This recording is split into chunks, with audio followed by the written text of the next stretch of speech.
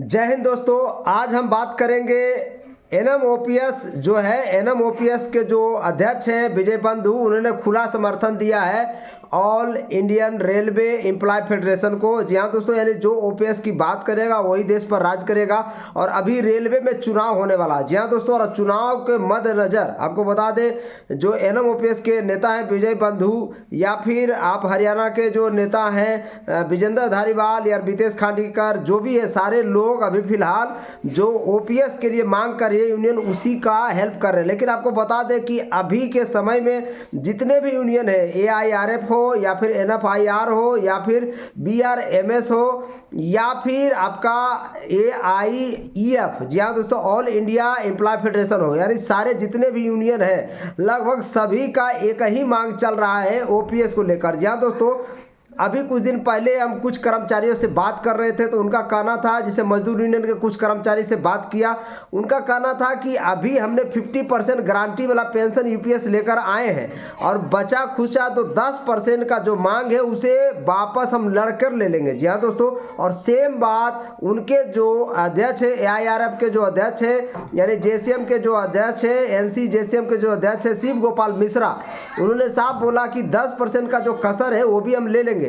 लेकिन होता यह है कि कुछ लोगों में भ्रम फैलाया जा रहा है। जी हाँ दोस्तों, एक यूनियन दूसरे यूनियन के ऊपर कटाक्ष कर रहे हैं। और एनएफआईआर के नेता आपको पता होगा अध्यक्ष है डॉक्टर एम रघुवैया, जिन्होंने यूपीएस पर साइन किए थे, और उन्हीं को हवाला देकर कहा जा रहा है कि वो तो यूपीएस पर साइन किए थे और अभी जो डिमांड में है वो ओपीएस कर रहे हैं। जी हाँ दोस्तों, यानी no UPS no NPS only OPS का डिमांड कर रहे हैं। तो यही बात है, यानी एआईआरएफ हो या फिर एनएफआईआर हो, सारे एक दूसरे के ऊपर टिप्पा पन्नी करने पर लगे हुए हैं। जी हाँ दोस्तों, फिलहाल यूनियन का चुनाव है, आपको पता होगा कि 30% अगर वोट मिल जाती है तो उनको मान्यता मिल जाएगा। जी हाँ दोस्तों, पहले 35% का नियम था, अब 30% का नियम हो गया है।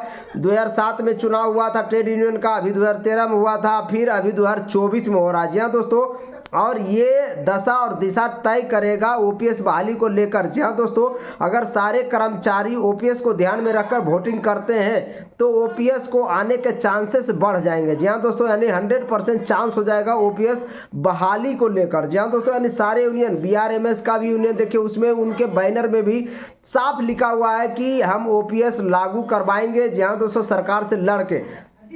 तो अमूमन सारे जितने भी हैं सारे के सारे यूनियन ओपीएस पर ही आ गए हैं। जी हाँ दोस्तों, लेकिन मजदूर यूनियन अपने स्टैंड पर है कि अभी हम यूपीएस में 50% का गारंटी दे रहे हैं, फैमिली पेंशन का गारंटी दे रहे हैं और मिनिमम 10,000 रुपया का भी गारंटी दे रहे हैं। जी हाँ दोस्तों, ये बातें मजदूर यूनियन की तरफ से बोला जा रहा है, बताया जा रहा है कि लगभग जो 10% जो आपका कट रहा है वो पूरा का पूरा हम लड़के वापस ले लेंगे। शिव गोपाल मिश्रा का भी सेम स्टैंड है और उनके कर्मचारियों का भी सेम स्टैंड है। लेकिन एनएफआईआर के जो नेता हैं, जो ब्रांच लेवल के अधिकारी हैं, जो डिवीजन लेवल के अधिकारी हैं, जो जोनल लेवल के अधिकारी हैं, अपने बैनर में ओपीएस का मांग रखा। जी हाँ दोस्तों, तो ये चीज़ें हैं। जी हाँ दोस्तों, और ओपीएस करके ही वो वोट मांग रहे हैं। जी हाँ दोस्तों, इसके अलावा ऑल इंडिया एम्प्लॉय फेडरेशन के भी जो नेता हैं, उन्होंने बैनर में भी no UPS no UPS no NPS only OPS का नारा दे रहे हैं। जी हाँ दोस्तों, और इसीलिए एनएमओपीएस के जो नेता हैं विजय बंधु ने खुलकर समर्थन किया है ऑल इंडिया एम्प्लॉय फेडरेशन को। जी हाँ दोस्तों, इसके साथ भी कुछ और यूनियन है जो ओपीएस की मांग कर रही है। लेकिन आपको बता दें लगभग सारे यूनियन का सेम ही ट्रेंड चल रहा है। अभी आप जाके किसी का भी देख लें, बैनर देख लें, उसका जो निकाला है, अपना पेज निकाला है कि हम ये काम करेंगे रेलवे में जीतने के बाद, तो मोस्टली में सेम चीज़ें हैं। जी हाँ दोस्तों, और कुछ लोगों का कहना है कि जैसे मजदूर यूनियन का कहना कि हमने संघर्ष किया, हमने बलिदान दिया।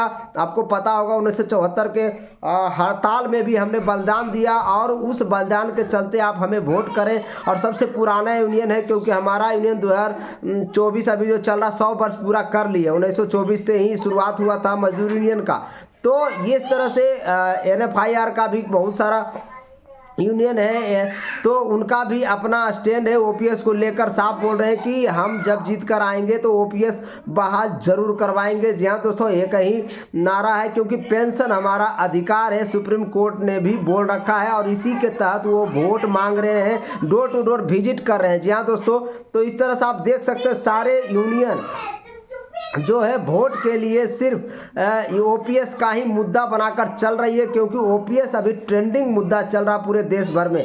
जब चुनाव आता है या ना आता, फिर भी ओपीएस सरकारी कर्मचारी का मांग है। आपको पता होगा संवैधानिक अधिकार है सरकारी कर्मचारी का, बुढ़ापे का लाठी का सहारा है, वित्तीय सहायता प्रदान करता है। आपको पता होगा कि एक ऐसा चादर है जिसको ओढ़कर बुढ़ापा पार किया जा सकता है इंडिपेंडेंटली, जहाँ दोस्तों किसी के ऊपर डिपेंड नहीं रहना पड़ता। इसलिए सरकारी कर्मचारी इस पर जोर दे रहे हैं, क्योंकि पहले 2004 से पहले जितने भी सरकारी कर्मचारी थे सभी को ओपीएस मिलता था, और वो सरकारी नौकरी जो करने वाले उनके लिए चार्म था, उनके लिए ओपीएस ही मेन मुद्दा था। जी हाँ दोस्तों, लेकिन आपको पता होगा अटल बिहारी वाजपेयी ने 2004 में एनपीएस नेशनल पेंशन सिस्टम लागू कर दिया, एनपीएस लागू कर दिया। उसमें बहुत सारा लूप होल्स है। आपको पता ही होगा कि जो व्यक्ति रिटायर हो रहा है उसको किसी को 1500 महीना, किसी को 2000 महीना मिल रहा है, जो आज के समय में प्रैक्टिकली फिजिबल नहीं है। उनका जीवन यापन नहीं चल सकता, भीख मांगना पड़ेगा कटोरा लेकर। जी हाँ दोस्तों, ये सरकार को भी सोचना पड़ेगा।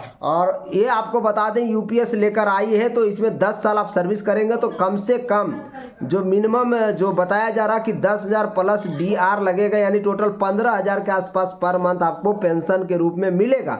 जी हाँ दोस्तों, लेकिन जो लमसम अमाउंट आपका 30-35 साल तक जब आप नौकरी करते हैं तो आपका जो 10% जो कट रहा है वो बहुत बड़ा अमाउंट हो जाता है। उसी के लिए लड़ाई चल रहा है पूरे देश भर में। सरकारी कर्मचारी वही 10% के लिए मांग कर रहे हैं। जी हाँ दोस्तों, कि वो हमारा पूरा का पूरा वापस कर दे सरकार, और इसके अलावा जो 25 साल का क्वालिफाइंग सर्विस रखा उसे 20 साल कर दे सरकार। आपको अभी कुछ दिन पहले 17 नवंबर को जो मंजीत सिंह पटेल है एनएम, आपको पता होगा कि वो दिल्ली में जंतर मंतर पर बहुत बड़ा पेंशन महारैला किए थे। जी हाँ दोस्तों, पेंशन शंखनाद रैला, बहुत बड़ा जयघोष, पेंशन जयघोष रैली किए थे, और उसका सरकार ने भी सुना और उनको बुलाया, और सरकार के जो एक्सपेंडिचर विभाग है वहाँ जाकर उन्होंने ज्ञापन सौंपा। जी हाँ दोस्तों, वित्त मंत्रालय में। सोचिए कितनी बड़ी बात है, यानी मंजीत सिंह पटेल को सरकार सुनती तो है। जी हाँ दोस्तों, आपको बता दें कि आप इसी तरह से आंदोलन करते रहेंगे तो ओपीएस आज न कल बहाल होगा। लेकिन मंजीत सिंह पटेल का कहना था कि सरकार जो दे रही है पहले उसे आप ले लें।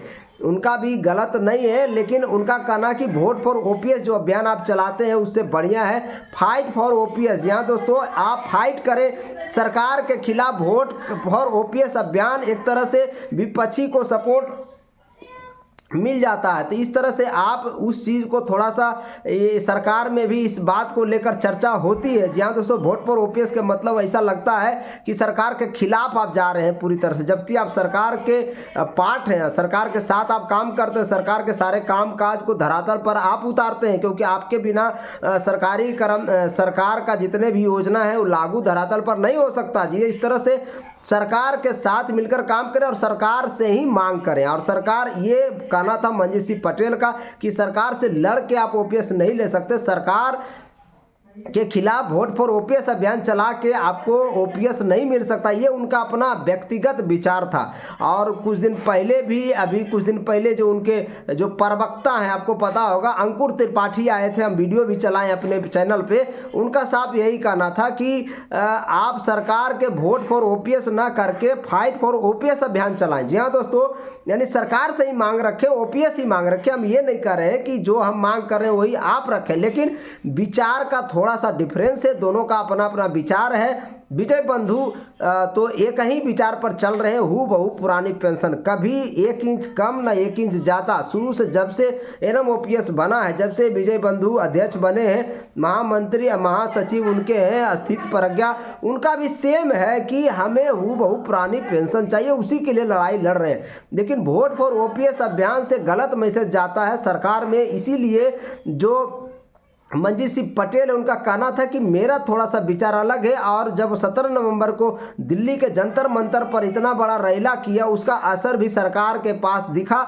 सरकार ने खुद मंजीत सिंह पटेल इन ग्रुप को बुलाया और मंजीत सिंह पटेल ने ज्ञापन सौंपा और उस ज्ञापन में आपको क्या था वो सब आपको हम बताएं पिछला वीडियो में। जी हाँ दोस्तों, यानी वही 10% जीपीएफ के तौर पर पूरा वापस हो और 25 साल क्वालिफाइंग सर्विस के जगह पर 20 साल किया जाए, ताकि और जिस समय आप रिटायर होते उसी समय से पेंशन शुरू किया जाए। सबसे बड़ा मुद्दा यही था। और जब 20 साल हो जाएगा तो इसमें तमाम देश के तमाम सरकारी कर्मचारी उसमें शामिल हो जाएंगे, चाहे तो अर्धसैनिक बल हो, चाहे तो जो भी सरकारी कर्मचारी अपने काम कर रहे हैं, शिक्षक हैं या चिकित्सा क्षेत्र में है या शिक्षा क्षेत्र में है या फिर जिस भी क्षेत्र में काम कर, रेलवे में काम कर रहे हैं। और सभी के लिए फ़ायदेमंद यही होगा कि 20 साल क्वालिफाइंग सर्विस हो जाए। आप चाहें तो 12 से लेकर भी आप नौकरी छोड़ सकते हैं। जी हाँ दोस्तों, और तभी से पेंशन शुरू हो जाएगा। यही नियम चेंज करना है इसमें। और गजट नोटिफिकेशन बहुत जल्द आने वाला है, ये बात सारे यूनियन के तरफ से ये बोला जा रहा है। जी हाँ दोस्तों, अभी कुछ दिन पहले एक इंटरव्यू में डायरेक्ट शिव गोपाल मिश्रा का कहना था कि 8 पे कमीशन भी बहुत जल्द आने वाला है, क्योंकि सरकार के अंदर सुरबुराहट है। इसका मतलब सरकार 8 पे कमीशन पर सोच रही है। और फिटमेंट फैक्टर कितना होगा ये कंफर्म नहीं है, लेकिन फिटमेंट फैक्टर के बारे में ऐसा सूत्र के हवाले से पता चला है कि 2.86 तो नहीं होगा, क्योंकि ये समाचार पत्र में भी आ गया था 2.86 बता रहे थे।